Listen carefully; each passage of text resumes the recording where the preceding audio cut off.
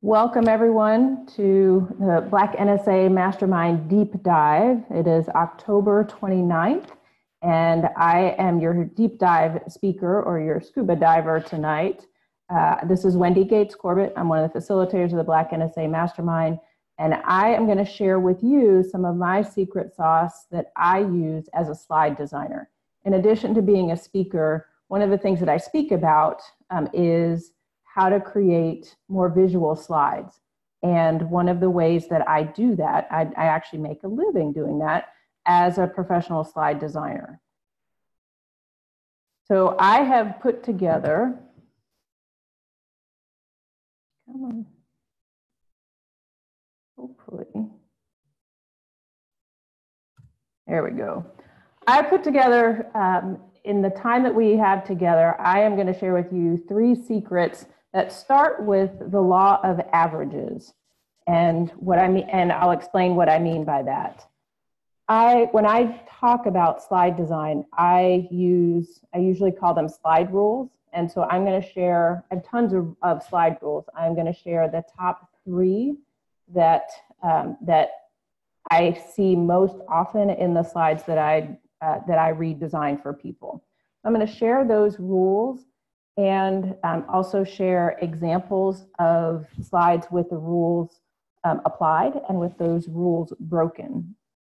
And I'll share some tips on how to apply the rules yourself.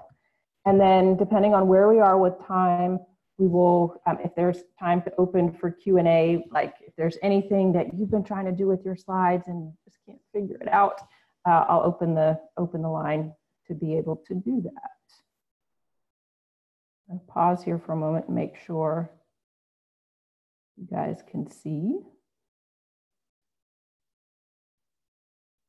If you would send me either a chat or a Q&A and just confirm that you're seeing a slideshow right now. Thank you. Perfect. Y'all got my back. All right, so let's start out with what I mean by the law of averages.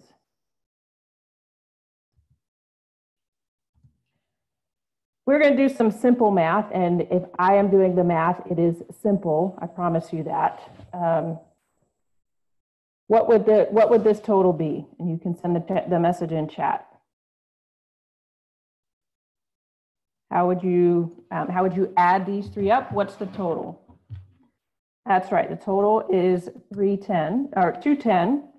And then if we wanted to get the average of these 3 numbers all together, what's the average of these 3 numbers? And you can send that message in chat.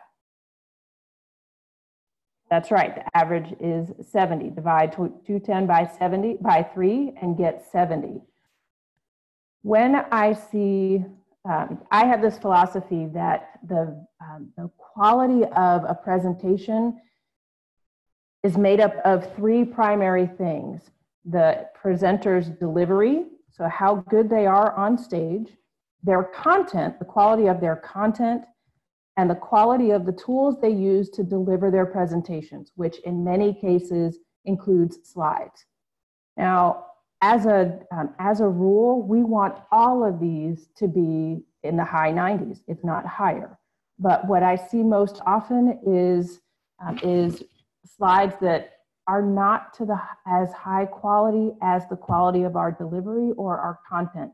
So when when the overall quality of our presentation, the overall quality is dragged down by our slides, because what audiences end up doing is averaging their overall impression of the way we made them feel. The impression that we left on them is a combination of the quality of our delivery, the quality of our content, and the quality of the tools we use to deliver that content. Now, it may not be the slides that are lower. My point is that in order for us to be stellar speakers, we need to have all 3 of these areas high quality. So if any of these areas suffer, then our overall satisfaction and our audience's overall satisfaction is brought down. What I see most often is this, though, is where the quality of the slides does not match the quality of delivery and the quality of the content. It is literally why I got into this business. I left a 20-year career in corporate training, where I designed thousands of presentations. And I left that world because of, there's actually someone who is an NSA member. They are a CSP. They are a CPAE. And I saw them present, and I was so excited to see this person present. And these numbers reflect, they're actually his numbers.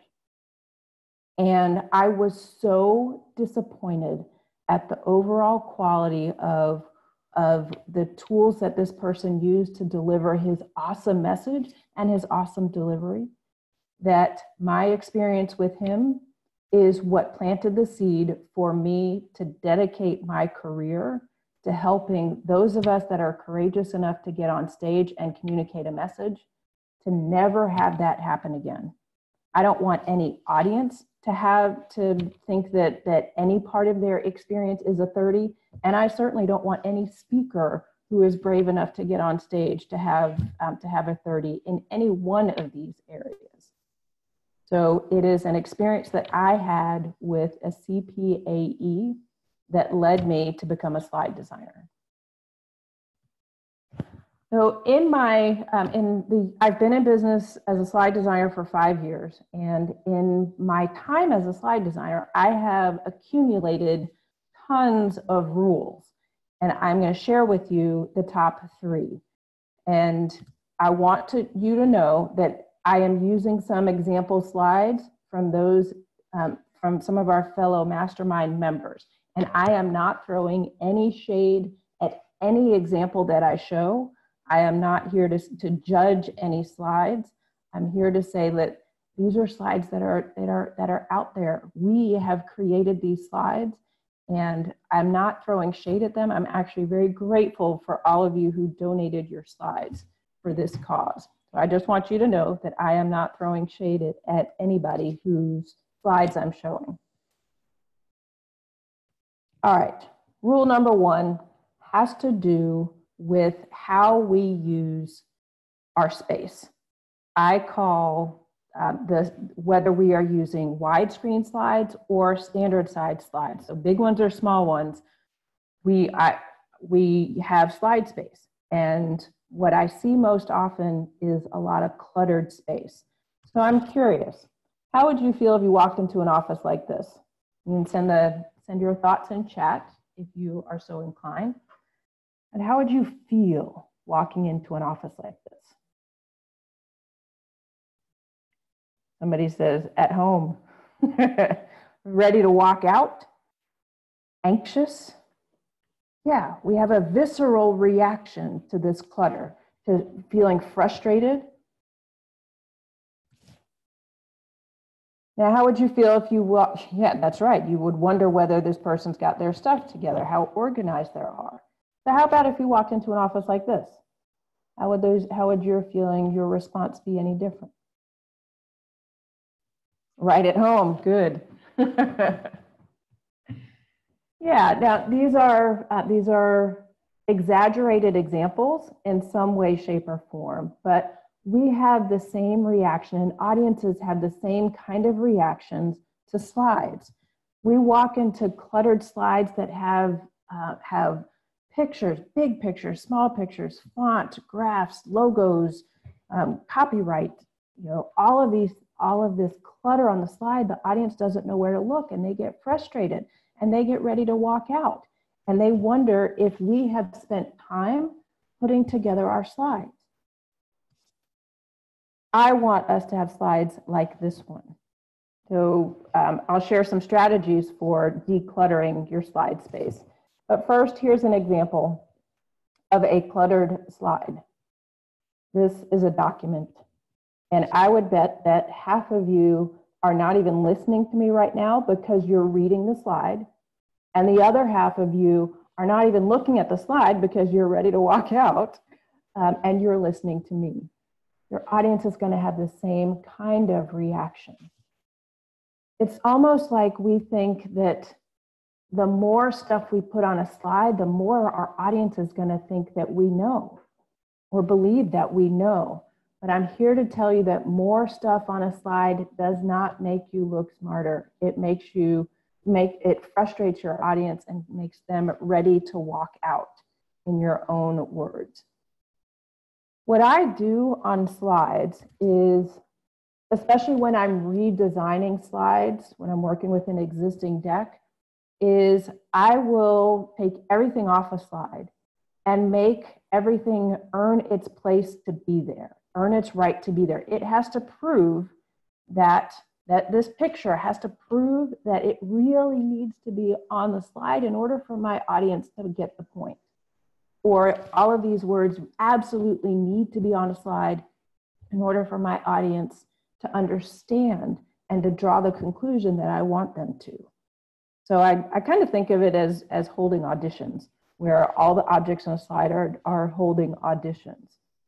So what that looks like is, instead of this,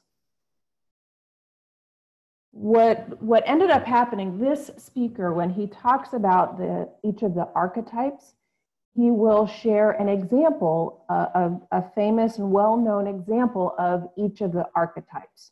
So instead of having every single archetype on one slide, we divided it into multiple slides. So who's that a picture of, in case you can't see it on the bottom of the slide?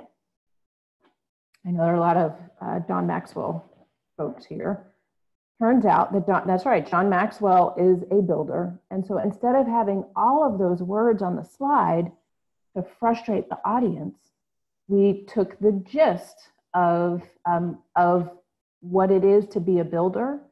And now the audience can quickly look at the words, look at the picture of John, and then turn their attention back to me as the speaker. Here's another example.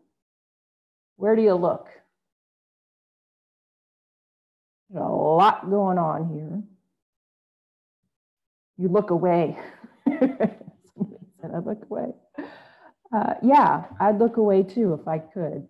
It turns out that in this case, selling in a tough economy, that's actually the title of the course. And it's actually, he actually had selling in a tough economy on the top of every slide. So, but the main focus of the slide is just as Havila typed in chat. The main focus, the gist of the slide is this, and then he provides an answer.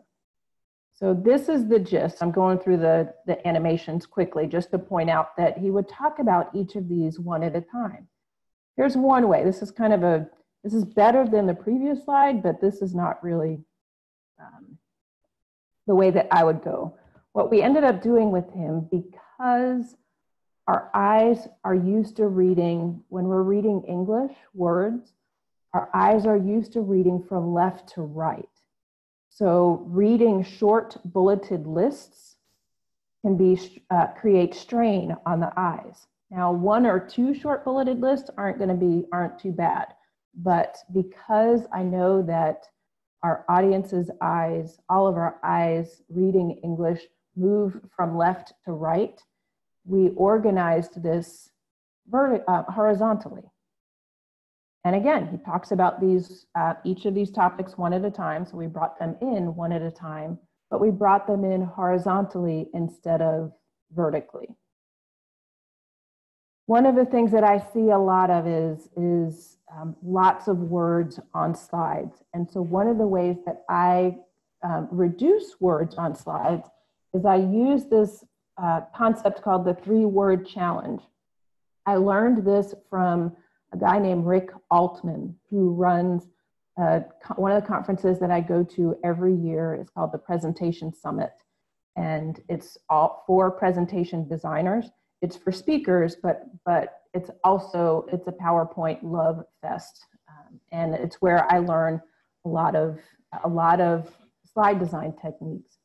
Rick has this concept called the 3-word challenge, where the challenge is for any blurb of content on a slide to aim to reduce that blurb to a maximum of 3 words.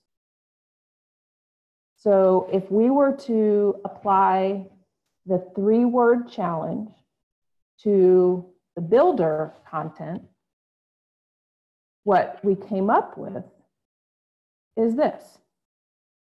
So I love the 3-word challenge because I love the idea of a challenge, but I also love the idea of focusing on, it's kind of like Twitter, and thinking about how to condense our message to 140 or 280 characters.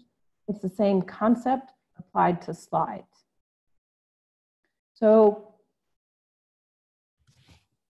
applying the 3-word challenge to one of our donated slides. Thank you, Cheryl, if you're on the call. Cheryl was one of the first to donate her slides to the cause. This is a slide that Cheryl uses to talk about how to recruit people for your one of your game places.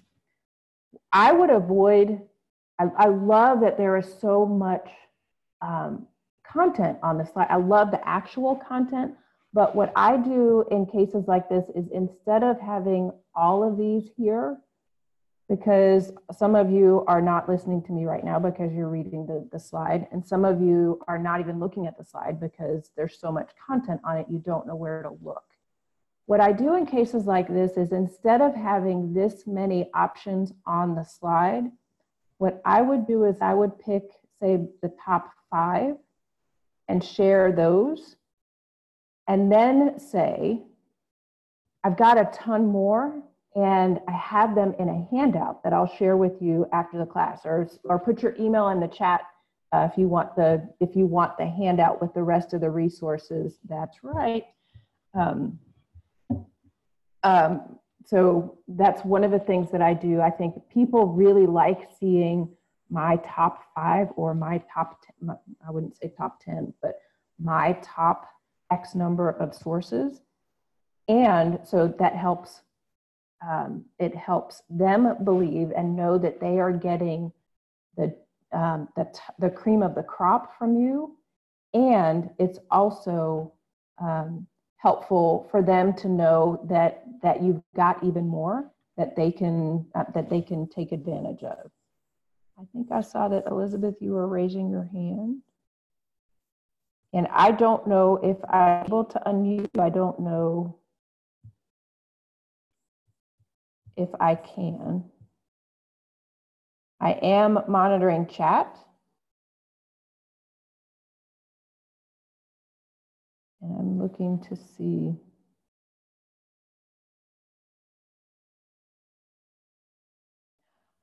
Charles, I'm looking at your question in chat, and it looks to me like you're asking if text, whether images work best for keynotes. For me, I aim to have more images, depending on the content. I usually aim to have more images and less text. So the ratio is more images than text. And that for me, that's true. It's definitely true for keynotes, but I do a lot of training as well. I also aim to have a lot more visuals in my training, but I certainly have text in the handouts. Great. All right, so one of the things that Elizabeth, that Cheryl does in this in this presentation is she talks about wow cards. So we made that the number 5 of her top recruiting, and then this is what she means by a wow card. So instead of trying to have a small screenshot of a wow card, we used it as an entire slide. This was another donation. And thank you to Cheryl. There is a lot going on this slide. So instead of having all of this information, what I did is took the most important stuff and made it much cleaner. Now, in this case, I used a special font. The thank you is a unique font that I chose specifically for Cheryl because she is, in this case, is talking about amusement parks and games and places like I would say like a Chuck E. Cheese kind of place based on what I read in the presentations. So the font was relevant to the kind of content that Cheryl and the kind of audience that Cheryl was presenting to.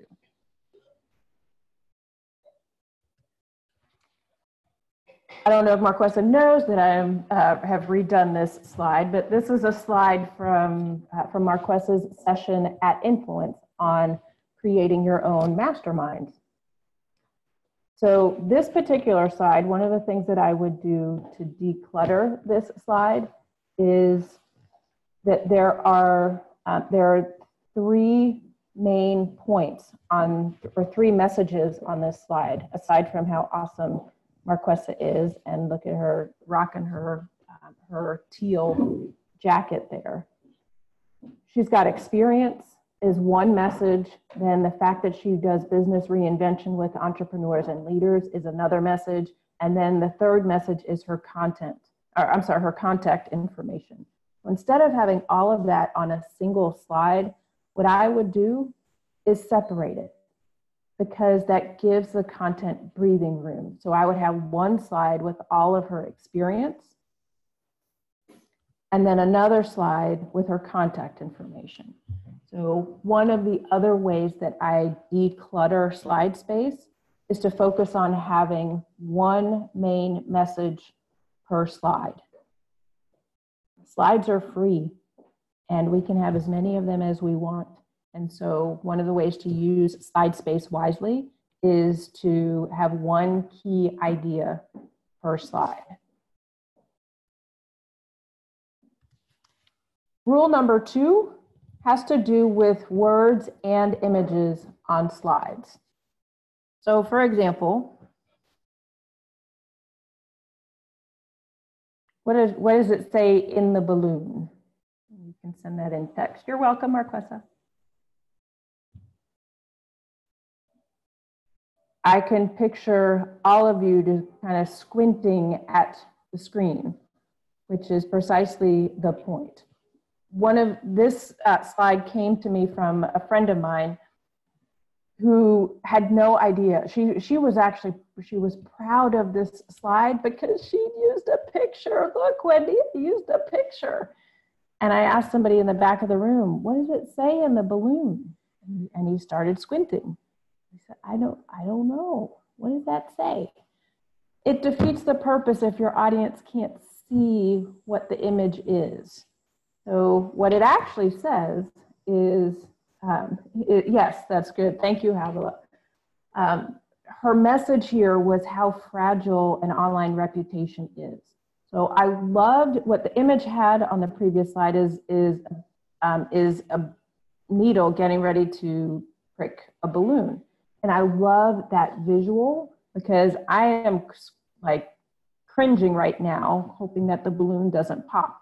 I really liked the visual, but we couldn't see it.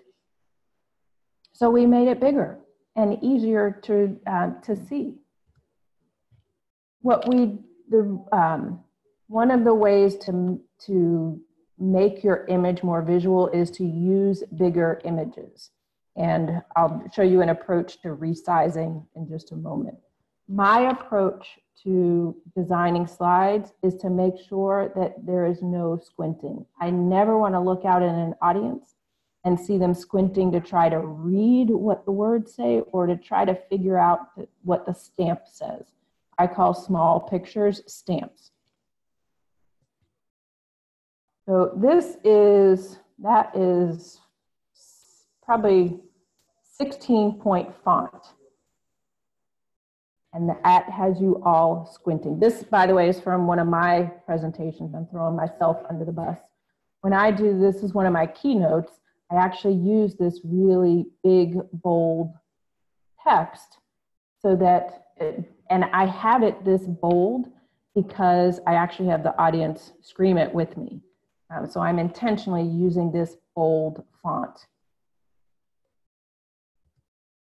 When it comes to images, when you have the choice of, and many image sources allow you to download pictures of different sizes, my suggestion is to always download the largest size.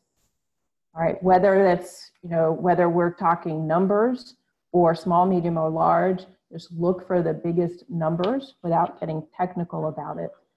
Because having the biggest numbers means it's the highest quality available, and that will give you the highest quality images. So question in chat, what's my preferred choice for photo stock? I have lots of them. That I happen to use Shutterstock in this case because of it's demonstrating small, medium, and large, different sizes. Right now, I will use Unsplash, and I'll type these into chat. Unsplash for free images, free for commercial use. And if I'm gonna, I have two sources that I use for paid stock. One is called Stock Unlimited, and the other is iStock. But I will use lots of them, but those are some of my favorites. When it comes to resizing images, in order to avoid your images being distorted and looking like they're in the fun house,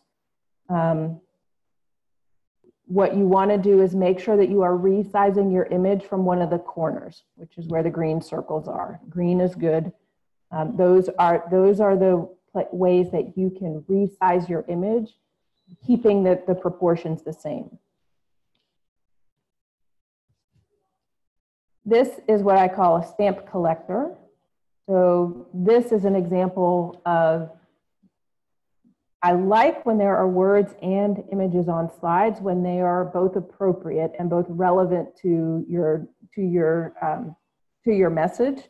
But right now, you're looking at the pictures on the left and the words on the right, and some of you are squinting trying to see the pictures on the left. And so that your eyes are going back and forth. You are using precious brain energy trying to make sense of this slide.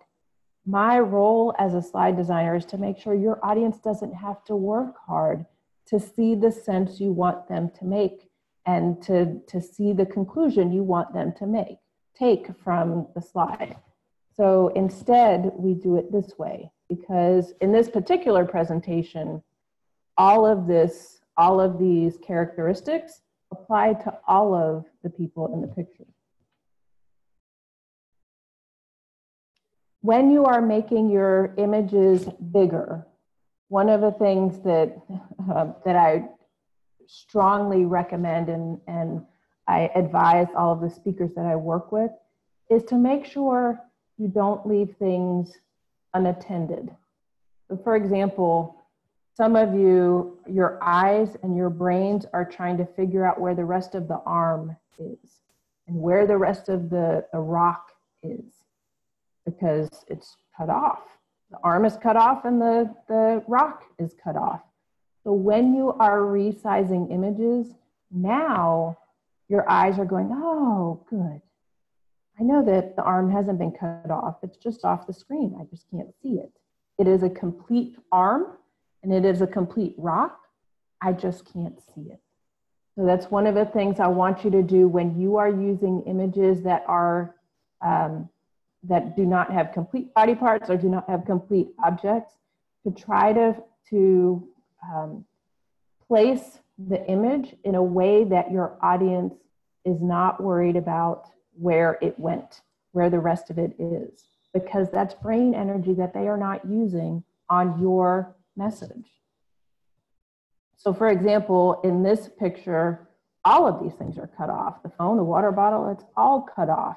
So all we have to do if we want to use this image is move it up top. Now our brains think that it's just off the screen. We just can't see it.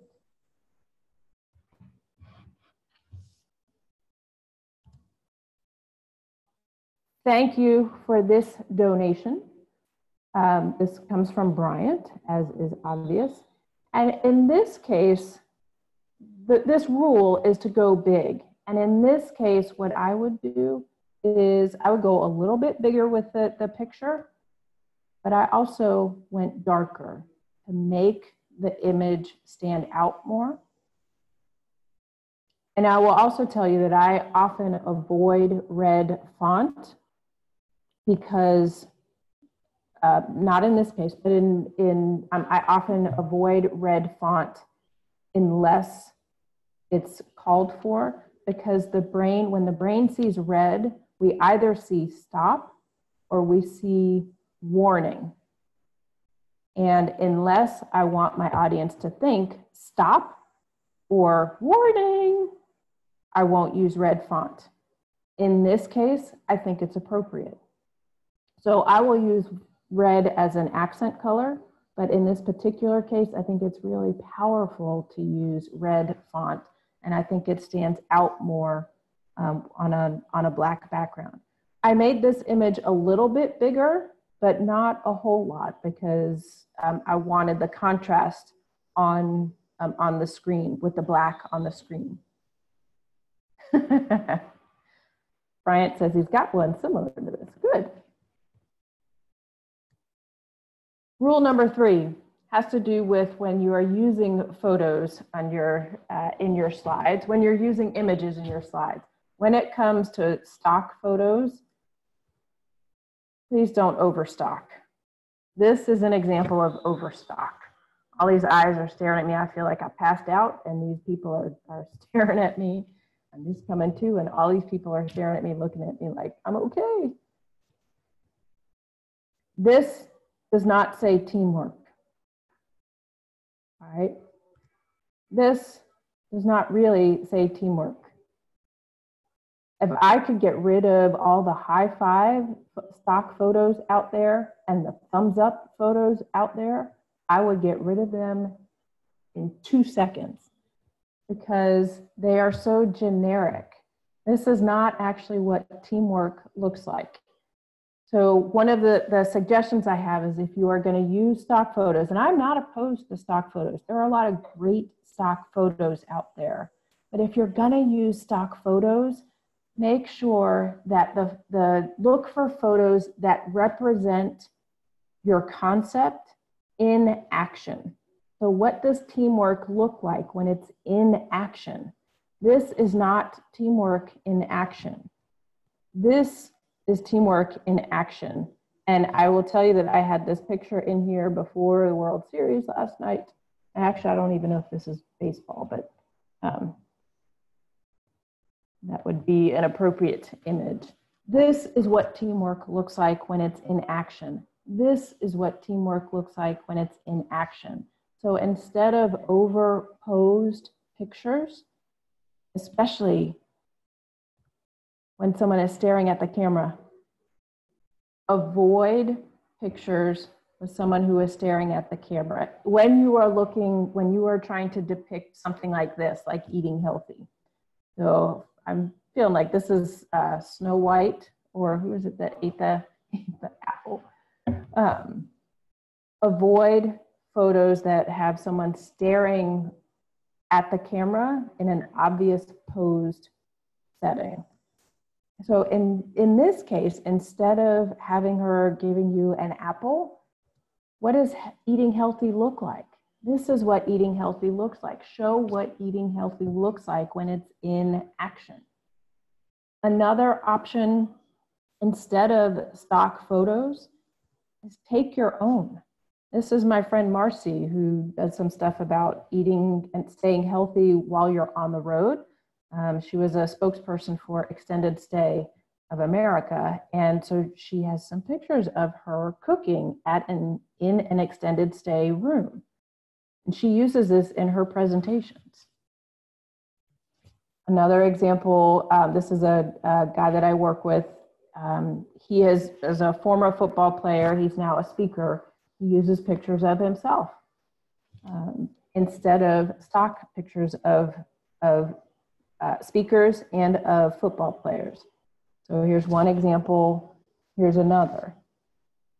Now, I will point out, I'm not sure if you are seeing it on your screen, but I know that on my screen, a lot of the images here look like they're underwater. And that's because I actually compressed this because I wanted to make sure that I'd be able to record and just have enough brain power on my computer to record and go through the presentation. So I intentionally compressed the images here. So if they look a little watery, that's my doing. Instead of using stock photos and instead of using photos of yourself, another option is what Valda's done. Valda had characters drawn. She's got a whole set of characters. And I love this idea because they are uniquely her. She was able to tell her graphic designer exactly which poses she wanted. And you can see she's got a couple different hair designs and a couple different hairdos. And she uses these. She uses other photos as well, other images as well, but she had these designed and she can use them and they are uniquely her. And you can be sure that no one else is going to use them.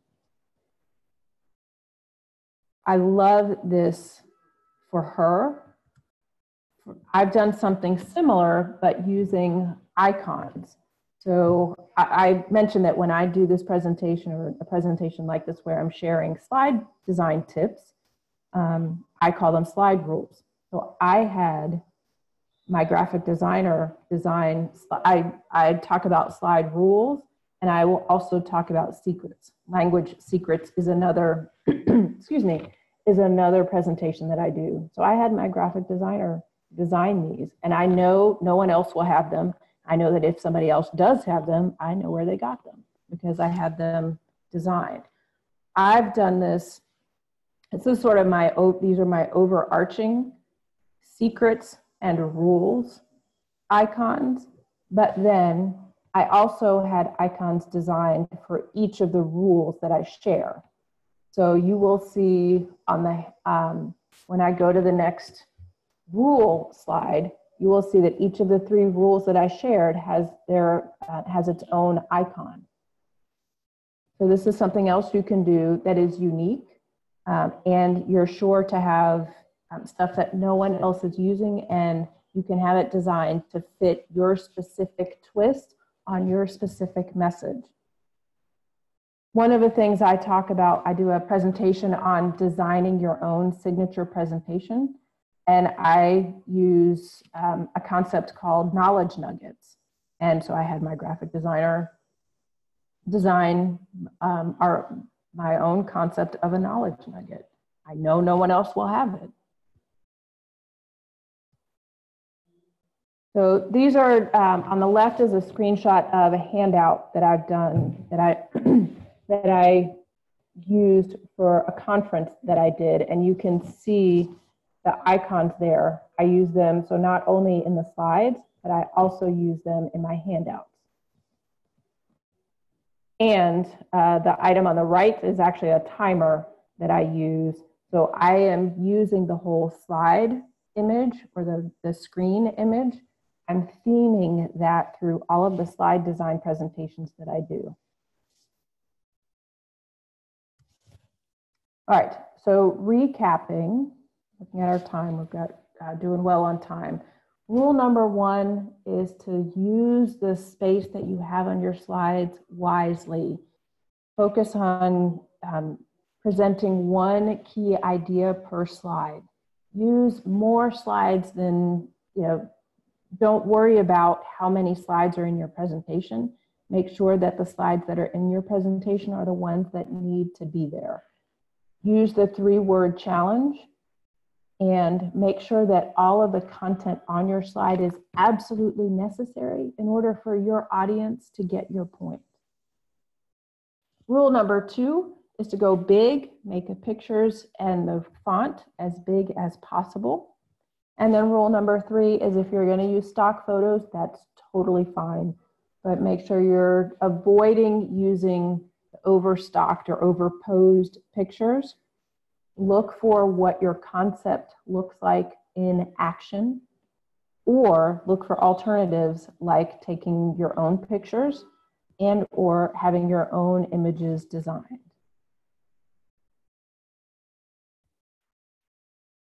All right, I am going to go through, I'm going to pull me out of sharing and see what questions there are, and then also open it up for your Q&A, and then I'll have a couple of things to wrap us up with. But I am going to stop sharing.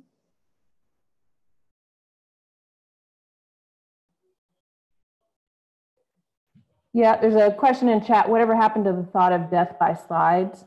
I am a firm believer that not every point in your presentation needs a slide. My interpretation and my decision to use slides is when a slide is absolutely necessary in order for an audience to get the point. So if it's crystal clear, and if you are, if the concept you're describing does not lend itself to slides, then slides aren't necessary. I don't use slides for every point in my presentation. And there are times that I might have a 30-minute presentation with 80 or 90 slides based on the content that I'm presenting, because I show a lot of before and after pictures, or I'm sorry, a lot of before and after slides. I'm doubling the number of slides that I'm using in a presentation, particularly because of the kind of content I'm presenting. So I definitely do not want death by PowerPoint, death by any kind of slide. When a slide will help your audience see your point, and it will help drive your point home, then that's where I recommend using slides. All right, other questions before I take us back into sharing. Think about the slides that you really like, that maybe you want to know how to do that, or any burning questions you have about your own slides.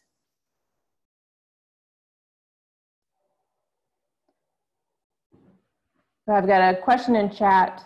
I have a presentation called "A Picture's Worth 1,000 Words." So my entire PowerPoint is full of pressure pictures. What are your thoughts? I'd need to see it, and I am happy to take a look at it, Lori. I'd have to see it to make a distinction of whether it would help your audience see your point. Another question is it ever okay to not use PowerPoint in a presentation? Absolutely. Not every presentation needs slides.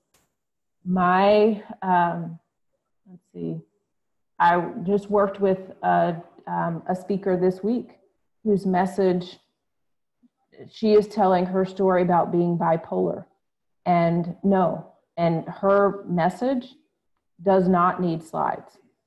And in fact, I think her slides would be a distractor for her particular story. I think that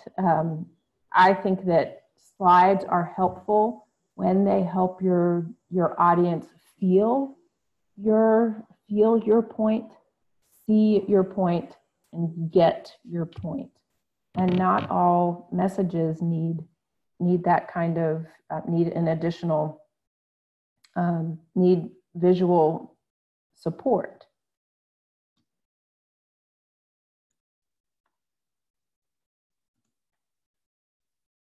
All right, I'm going to take us back into sharing to show you a couple things. You are welcome.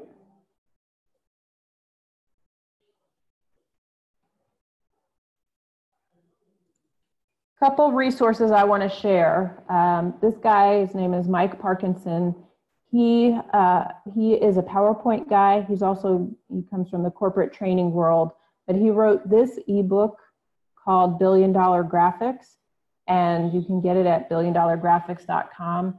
What I love about this book is that he describes the why. He goes into much more detail about why and how visuals can help our audience see our point. And one of the other things that I really like about this is that when you buy that book, and I am not an affiliate of Mike, I know Mike, but I've been recommending his book longer than I've known him. So I get no kickback from if you end up buying this ebook. But one of the things I love about when you buy his ebook is it includes a slide deck. This is, there are like 250 slides in the deck. Everything in the slide deck is editable.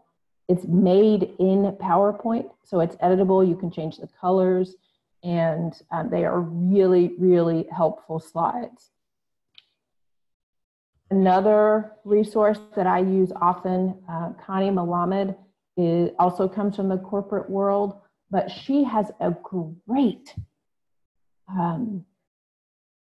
newsletter and an e-zine, and has a great website. And she comes to visual design both from a corporate training perspective and from a cognitive perspective. And she's called the e-learning coach. And I can tell you, I have not designed a single e-learning course in my life. And I still love her website because she's got great resources like this example article from her site. And one of the things that I do personally for my own inspiration is I look for multiple sources and from different disciplines for insight onto my, how I can create better slides. So even though I don't design e-learning, I still love the site and I love the perspective she shares because it's a different perspective than mine. So I mentioned Connie also has a book, and going back to Mike's book. So Mike did write a book, and I will tell you now that I am writing a book on slide design. Marquessa knows that. She was in my writing retreat. I intend to publish it before the end of the year, and so keep an eye out. And I will also be looking for 2 people from Black NSA to be beta readers of that book. What I love about Mike's book is the depth that he goes into, because I'm a visual nerd. But my book is written for speakers. I'm sharing the top 7 rules, how to apply the rule, step-by-step instructions, before and after examples, and videos for how to perform each of the rules, how to apply each of the rules. So you heard it first here. Yes, I will post all of the links in the Black NSA page. All right, and one of the things that I will offer to you is I am doing a virtual class, an hour-and-a-half virtual class in early December. And I will share 5 slide rules, and that virtual class, the regular price is going to be $59. But for Black NSA, for those of you who attended this session, I will include a discount code where you can get $20 off and attend it for $39. So I will put the link to this slide school session. I will put it in Black NSA, but if you are interested, it'll be delivered via Zoom. It is open to the public, so it's not just Black NSA. But if you want to learn more and have an opportunity to practice some of the slide rules on your very own slides, then that would be an option for you. All right, I know we are at the end of time, so I'm going to stop sharing. And I want to thank all of you for giving me your time today. Thank you. For those of you that donated slides, I will send them to you. I will send you the refreshed slides. You made it possible for me to share real life examples. And I want to thank all of you for being with me today, and I will see you all next Monday. Thanks, everyone. I'll stick around if you have questions, but I'm going to stop the recording.